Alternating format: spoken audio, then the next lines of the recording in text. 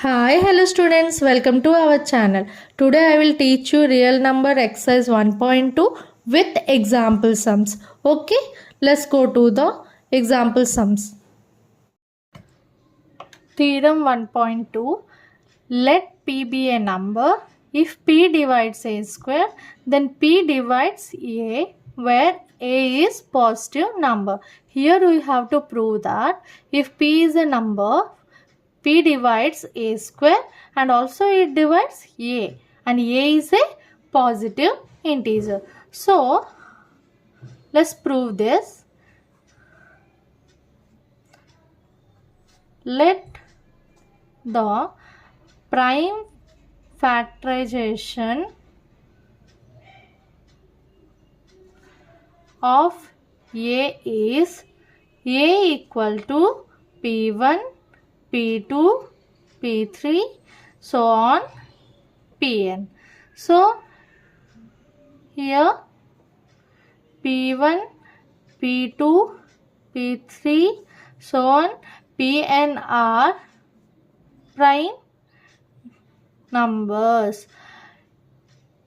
In fundamental theorem, you learned that composite number equal to product of prime numbers, and these all numbers are unique. Unique factorization will take place here, right? So here that's why we wrote P1, P2, P3. So these all are different prime numbers. No similars will be there. Okay, next. So A square equal to P1, P2, P3 dot Pn, and again P1, P2, P3, so on Pn. See here, this one A, this one A, 2 times I multiplied, so A square. That means from fundamental theorem of arithmetic, P is one of the prime factor of A square, right? According to theorem, P is also one of the prime factor in A square, right? In this, these are factors. In this, P will be there, right? So from theorem, we know that factorization is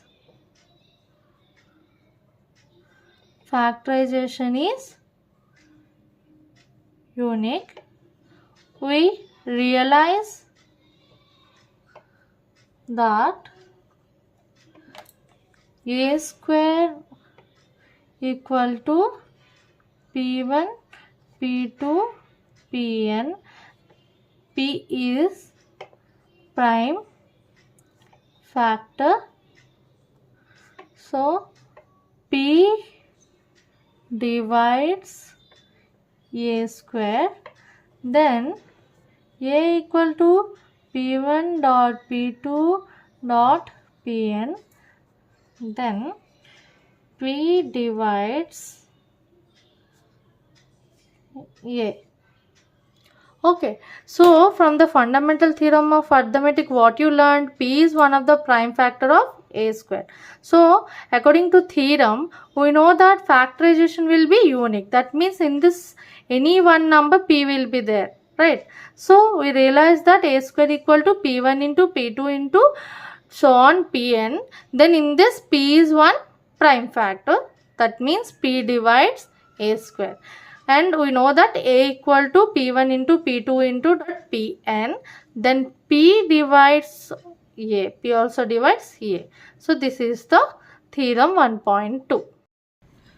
So example 1, root 2 is a irrational number.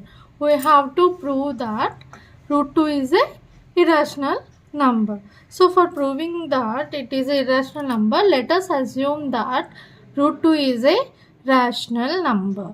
If we assume root 2 is a rational number, means that should be in the form of P by Q. So I wrote in the form of a by b. Here a and b belongs to integers. A and b are integers and a, b are co-primes. What does the mean of co-primes? Co-primes means A and B should not have any common factor. A and B should have only one has a common factor, not more any number, right? So that, and also B not equal to 0. That means denominator should not equal to 0 according to definition of rational numbers, right? So now what you will do? Squaring on both sides. If you square both sides, what you will get? Root 2 whole square equal to a by b whole square, right? So root 2 whole square means square root cancel, you will get here 2. Here a square by b square. Now transpose this b square to left side. What you will get? 2b square equal to a square. Transpose this 2 to the right side. What you will get? B square equal to a square by 2. Right? So here keep equation 1. That means 2 divides a square, then according to 1.2 theorem, 2 divides a. Before theorem I explained you, right? If p divides a square, then p divides a. So according to the theorem, if 2 divides a square, then 2 divides a, right? So if 2 divides a, what you will get? A by 2. Let us assume a by 2 equal to c. Next, send 2 transpose to right side. What you will get? A equal to 2c, right? Next, squaring on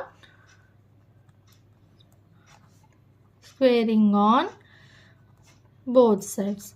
If you square on both sides, what you will get?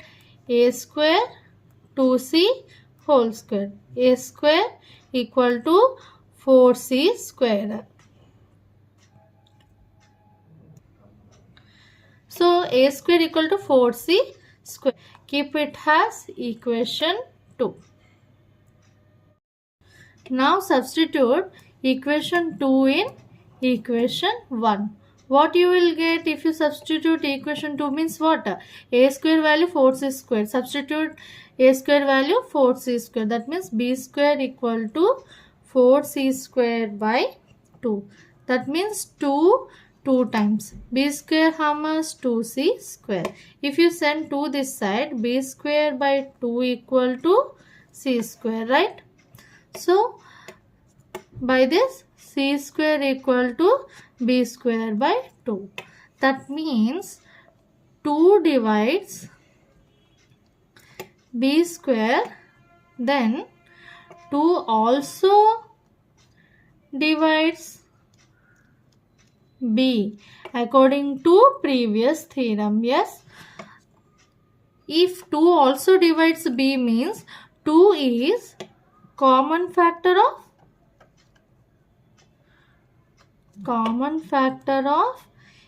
a and b. If 2 is a common factor of a and b, that means what? Root 2 is irrational number because a and b are not co-primes. If a and b are not co-primes means they are not rational number. So root 2 is a irrational number. Understood, students? So this is the proof of root 2 is a irrational number. Now next example is root 3 is irrational number. We have to prove that root 3 is a irrational number. Same how you do root 2 is a irrational number, how you proved. This is also same format. Proof. Let us assume that root 3 is rational number. That means we have to assume that root 3 is rational number. If root 3 is rational number, that means root 3 in the form of a by b. That means rational number means it should be in the form of p by q. So I took a by b. And a comma b belongs to integers. A comma b are co-primes. I said you in before, co-prime means they both have common factor as 1 only. Okay, and b should not equal to 0. Now what you will do? Squaring on both sides. If you square on both sides, what you will get? Root 3 whole square equal to a by b whole square. So square root cancel. That means 3 equal to a by a square by b square. If you transpose b square to the left side, you will get what? 3b square equal to a square. I wrote reverse. Both are equal only. A square equal to 3b square. A square equal to 3b square. So by this, b square equal to a square by 3. Take it as equation 1. So here 3 divides a square. Then according to theorem 1.2, 3 divides a, right? Then if 3 divides a, how you will write? A by 3. Let name it as c. Okay. Next, send this 3 to the right side. If you transpose 3 to the right side, you will get a equal to 3c. Again, squaring on both sides. What you will get? A whole square equal to 3c whole square. Means a square equal to 9c square, right? Keep it as equation 2. Understood? Next, what you will do? Substitute equation 2 in equation 1. Means in the place of a square, you have to write 9c square, right? So, substitute equation 2 in equation 1. What you will get? B square equal to 9c square by 3. 3 will go in this 9 3 times. That means b square equal to 3c square. If you transpose this 3 this side, what you will get? B square by 3 equal to c square, right? So I wrote reverse like this. C square equal to b square by 3. What you observe here? 3 divides b square. Then 3 also divides b. That means what? 3 is a common factor of a and b, right? So 3 is a common factor of a and b. That means 3 is a and b are not co-primes. If they are not co-prime, so our assumption was wrong. So root 3 is a rational number. Okay students, next example. So example 6, given 5 minus root 3 is irrational number. We have to prove this number is a irrational. So same, we have to write first what? Let us assume 5 minus root 3 is rational number. If you assume 5 minus root 3 is a rational number, how you have to write? 5 minus root 3 equal to a by b. Rational number definition we know, no. And the number should be in the form of p by q. So we wrote this equal to a by b. Next what you have to do, send this 5 to right side. So here plus 5, if it go this side, you will get a by b minus 5, right? So minus root 3 equal to what you will get, LCM b, a minus 5b. So now what you will do, send this minus symbol also right side. That means minus a plus 5b by b. Understood? If minus go this side, minus into plus, minus a, minus into minus, plus 5b, right? So here root 3 is irrational.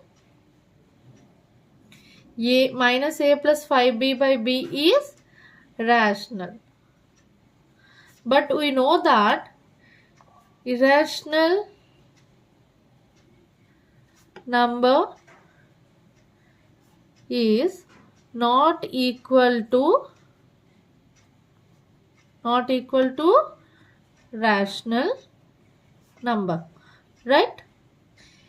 If irrational number is not equal to rational number, then our assumption is wrong. That means 5 minus root 3 is irrational number. Understood? Next example 7. 3 root 2 is irrational number. We have to prove that 3 root 2 is irrational number. So again, let us assume 3 root 2 is rational number, right? So if 3 root 2 is rational number, how you have to write? 3 root 2 equal to a by b, right? Next, send this 3 to this side. Here 3 in the form of multiplication. If it come this side, division. 3 here in the numerator. If it come this side, in the denominator. That means root 2 equal to a by 3b.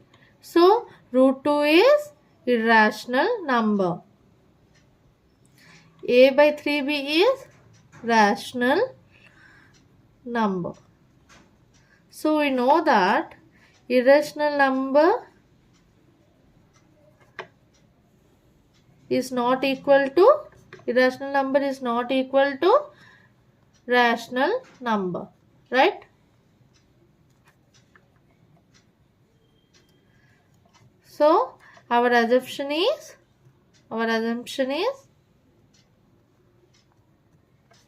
wrong.